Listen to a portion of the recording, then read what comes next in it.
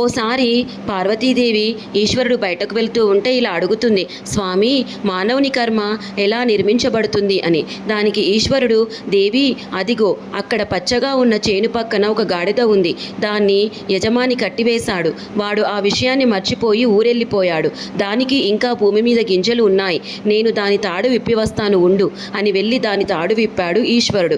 అంతే, అది వెళ్ళి ఆ పచ్చగా ఉన్న చేనులో పడి మేసి దాన్ని నాశనం చేసింది. ఆ చేను యజమాని అక్కడికి వచ్చి చూశాడు. ఆ గాడిద యజమాని రాగానే అతని కోపం కట్టలు తెంచుకుంది. అమాంతం వెళ్ళి అతనితో గొడవకు దిగాడు. ఇద్దరి మధ్య మాట పెరిగింది. ఆ చేను యజమానికి కోపం కట్టలు తెంచుకొని ఆ చేను యజమాని ఆ గాడిద యజమానిని చంపేశాడు. దానికి ఆ గాడిద యజమాని భార్య ఊరుకుంటుందా? తను వెళ్ళి ఆ చేను యజమానితో గొడవ పెట్టుకుంది. భర్త చనిపోయాడు అన్న భావోద్వేగంలో వెళ్ళి ఆ చేను యజమాని మీద అమాంతం పడి కొడవలితో నరికేసింది. దాన్ని చూసిన ఆ చేను యజమాని భార్యాపిల్లలిద్దరూ కోపంతో వాళ్ళ నాన్న చనిపోయాడన్న బాధలో వెళ్ళి ఆ గాడిద యజమాని భార్యను గొంతుకోసి చంపేశారు.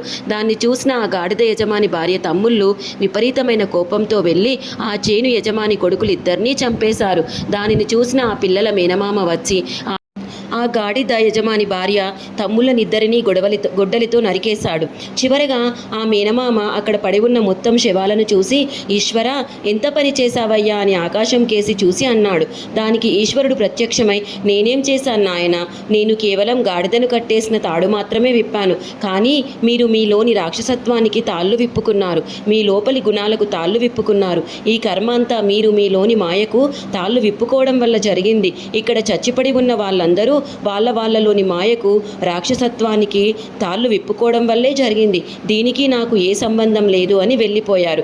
ఇదంతా గమనిస్తున్న పార్వతిని చూసి, దేవి, నీ ప్రశ్నకు సమాధానం దొరికింది కదా అని అడిగాడు ఈశ్వరుడు. పార్వతి నివ్వెరపోయింది. దేవుడు ఏ కర్మను తగిలించడు. ఎవరికి వాడు నిర్మించుకున్న కర్మచక్రంలో నుంచి వాడే బయటపడాలి.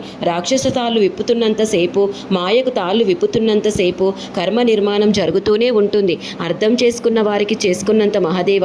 ఓం నమ శివాయ. వీడియో కనుక నచ్చినట్లయితే లైక్ చేయండి, షేర్ చేయండి. మరిన్ని వీడియోల కోసం మా ఛానల్ని సబ్స్క్రైబ్ చేయండి.